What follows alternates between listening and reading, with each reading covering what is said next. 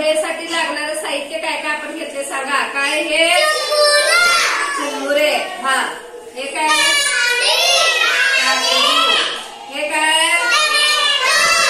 हे काय चिंचगूळ पाणी.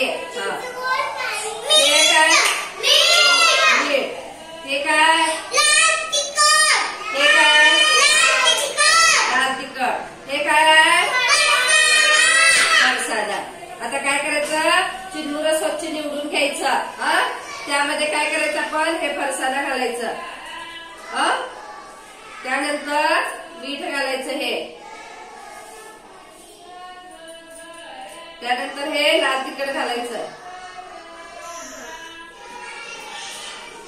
आणि सगळं एकजीव करायचं हलवायचं असं.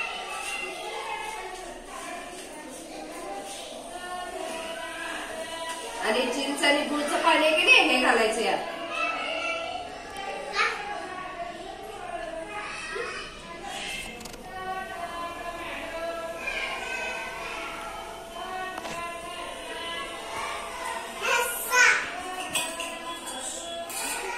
नंतर काय करायचंय टोमॅटो घालायचं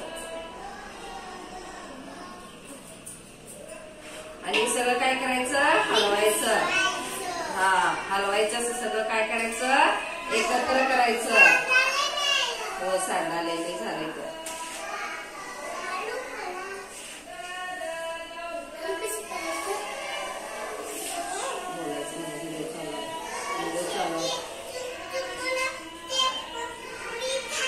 या पद्धतीने काय करायचं हे सगळं हलवायचं.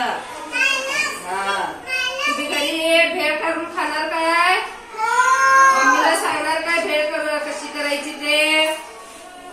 काय काय घेतलं सांगा बघा आपण. चिरमुरं आणि काय घेतलं फरसाणा.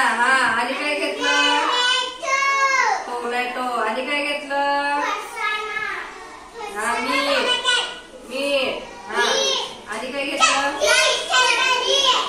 लाल तिखट म्हणायचं. काय म्हणायचं आणि काय घातलं चवीपुरतं काय घातलं आपण मीठ. आणि काय घातलं आंबट गोड गुळाचं पाणी आणि चिंच याचं पाणी घेतलं की नाही घातलं की नाही. मग आता आपण असं हलवायचं आणि ही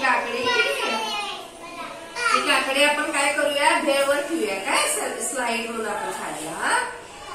वा छान छान वाटायला भेळ छान दिसायला लागल्या.